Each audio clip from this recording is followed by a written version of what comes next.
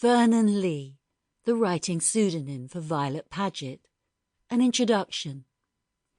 Vernon Lee was born Violet Paget on 4th of October 1856 in Boulogne, France, to intellectual expatriate British parents.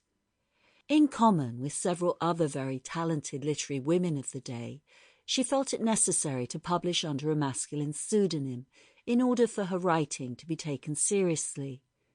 Indeed, she seems to have adopted that persona across her whole lifestyle, becoming personally known and acknowledged by all as Vernon Lee, and accordingly dressed as a man.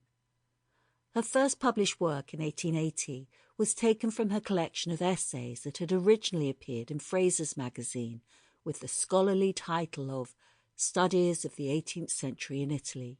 It reflected her passion for music and centred on the rich creative lives of poet-librettist Pietro Metastasio and dramatists Carlo Goldoni and Carlo Gozzi.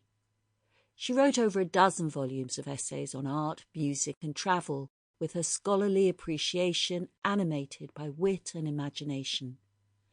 Lee was well regarded as an expert on the Italian Renaissance and was a proponent of the aesthetic movement. Her literary talents were extensive, and she wrote a number of novels and plays.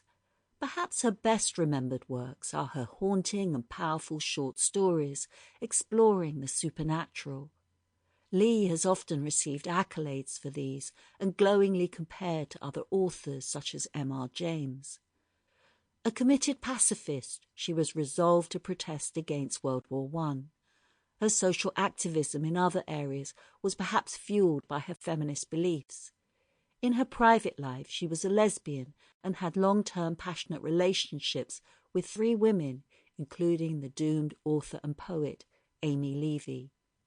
Vernon Lee died on 13th of February 1935 in San Gervasio Bresciano, Italy. In Dionea, we discover that a young girl has been washed ashore near Genoa.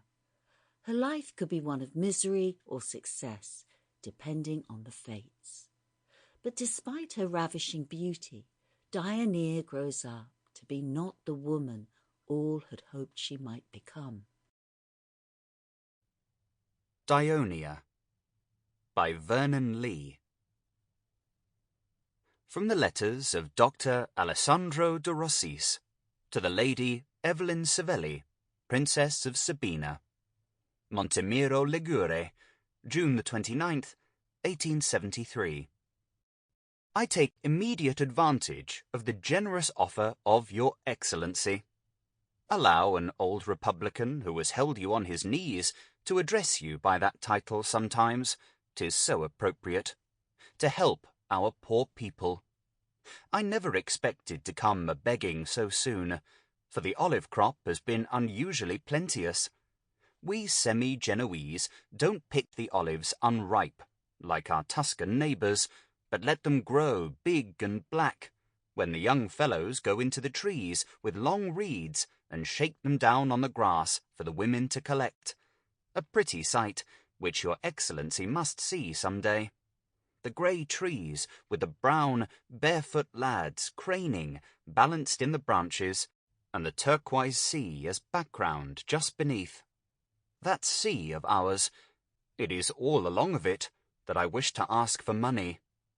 Looking up from my desk, I see the sea through the window, deep below, and beyond the olive woods, bluish-green in the sunshine, and veined with violet under the cloud bars, like one of your Ravenna mosaics spread out as pavement for the world. A wicked sea, wicked in its loveliness, wickeder than your grey northern ones, and from which must have arisen in times gone by, when Phoenicians or Greeks built the temples at Lerici and Porto Venere, a baleful goddess of beauty, a Venus Verticordia. But in the bad sense of the word, overwhelming men's lives in sudden darkness, like that squall of last week. To come to the point, I want you, dear Lady Evelyn, to promise me some money, a great deal of money, as much as would buy you a little mannish cloth frock, for the complete bringing up until... Sample complete. Ready to continue?